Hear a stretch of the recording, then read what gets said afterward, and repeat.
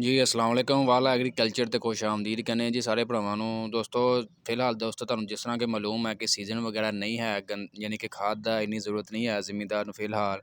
ਫਿਰ ਵੀ ਜਿਹੜਾ ਖਾਦ ਕੀਮਤਾਂ ਦੇ ਵਿੱਚ ਇਜ਼ਾਫਾ ਹੋ ਰਿਹਾ। ਅੱਜ ਦੀ ਦੋਸਤੋ ਤੁਹਾਨੂੰ ਮੁਕੰਮਲ ਅਪਡੇਟ ਵਗੈਰਾ ਦਿੰਦੇ ਆ ਕਿ ਮਾਰਕੀਟ ਦੇ ਵਿੱਚ ਖਾਦਾਂ ਕਿਸ ਰੇਟ ਤੇ ਜ਼ਿਮੀਂਦਾਰਾਂ ਨੂੰ ਮਿਲਦੀਆਂ ਪਈਆਂ। ਸਭ ਤੋਂ ਪਹਿਲਾਂ ਗੱਲ ਕਰਾਂਗੇ ਯੂਰੀਆ ਦੀ। ਯੂਰੀਆ ਦੀ ਕੀਮਤ ਦੇ ਵਿੱਚ ਹਾਲੀਆ ਜਿਹੜਾ ਇਜ਼ਾਫਾ ਹੋਇਆ, ਯਾਨੀ ਕਿ ਕੰਪਨੀਆਂ ਨੇ ਵੀ ਯੂਰੀਆ ਦੀ ਕੀਮਤ ਦੇ ਵਿੱਚ ਇਜ਼ਾਫਾ ਕਰ ਦਿੱਤਾ।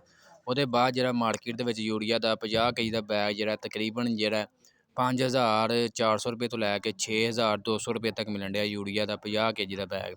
DAP ਦੀ ਗੱਲ ਕਰੀਏ ਤਾਂ DAP ਜਿਹੜਾ 12,600 ਰੁਪਏ ਤੋਂ ਲੈ ਕੇ 12,800 ਰੁਪਏ ਤੱਕ ਮਾਰਕੀਟ ਦੇ ਵਿੱਚ ਮਿਲਣ ਡਿਆ ਯਾਨੀ ਕਿ DAP ਦਾ ਬੈਗ। ਇਸ ਤੋਂ ਇਲਾਵਾ ਦੋਸਤੋ ਨਾਈਟ੍ਰੋਫਾਸ ਦਾ ਜਿਹੜਾ 50 ਕੇਜੀ ਦਾ ਬੈਗ ਹੈ ਮਾਰਕੀਟੋਂ ਤਕਰੀਬਨ 8,200 ਰੁਪਏ ਤੋਂ ਲੈ ਕੇ 8,500 ਰੁਪਏ ਤੱਕ ਸੇਲ ਹੋ ਰਿਹਾ। ਤੇ ਦੋਸਤੋ ਇਹ ਸੀ ਅੱਜ ਦੀ ਖਾਦਾਂ ਦੇ ਹਵਾਲੇ ਨਾਲ ਇਹ ਛੋਟੀ ਸੀ ਅਪਡੇਟ ਵਗੈਰਾ ਤੁਹਾਡੇ ਦੋਸਤਾਂ ਨਾਲ ਸ਼ੇਅਰ ਕੀਤੀ। ਵੀਡੀਓ ਅੱਛੀ ਲੱਗੀ ਲਾਈਕ ਸ਼ੇਅਰ ਕਰ ਦਿਓ।